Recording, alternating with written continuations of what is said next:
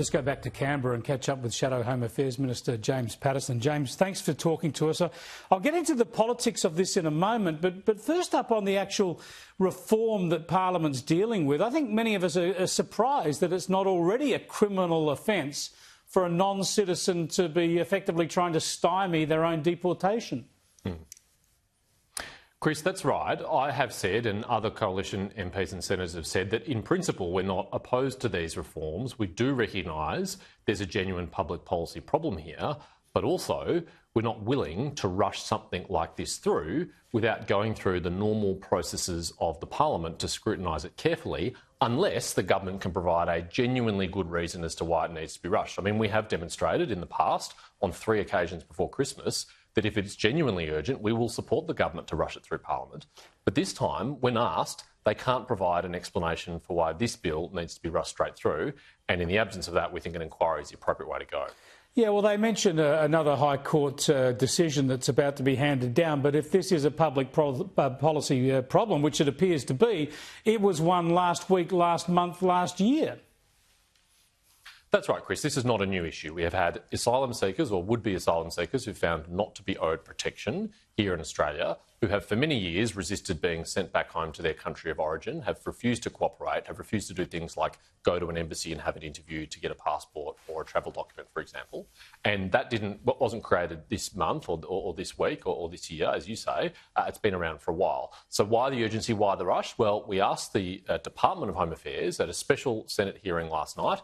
They weren't able to explain what the rush was. And the Minister today in her press conference said it was bleedingly obvious. But then when asked in a follow-up question, well, what is it if it's so bleedingly obvious, couldn't answer the question. And I know journalists walked away from that press conference none the wiser, as we are, as to why this is so urgent. Well, you obviously have the numbers to block this because the Greens are opposed to any reform in this area. They're pretty much the open borders party. So to get some sensible reform here, the government will need your assistance. So you expect with a proper inquiry, if there are any concerns, you'll be able to get through any amendments that you think make these changes safe?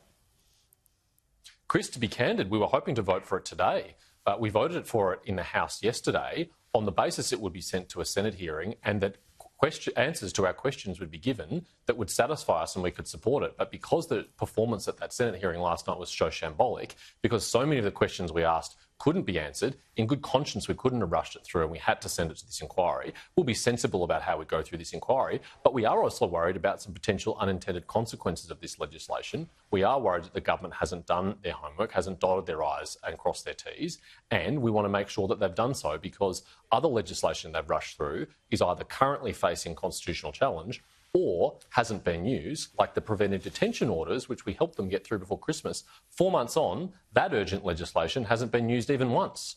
It seems like you're doing more to run this area of government over the past year than Claire O'Neill and Andrew Giles. So that's the way it looks at the moment. We will see how this plays out. But just while I've got you, James Paterson, I just want to get your thoughts on the imposition of a youth curfew in Alice Springs. It starts tonight for 14 days. Is this a strong and radical move that the coalition supports? Well, Chris, my colleague Senator Jacinta Price has been calling this out for a long time now, crying out for the desperate law and order attention that Alice Springs needs. We know that the Prime Minister has paid lip service to the seriousness of this problem and really isn't interested at all. He spends more time with Katy Perry and other pop stars than in Alice Springs. Look, that is a radical move, but maybe that's what's needed because the scenes that we've seen out of Alice Springs are totally unacceptable, absolutely shocking.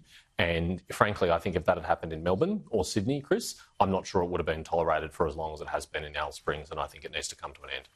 Indeed. Thanks for joining us, Senator.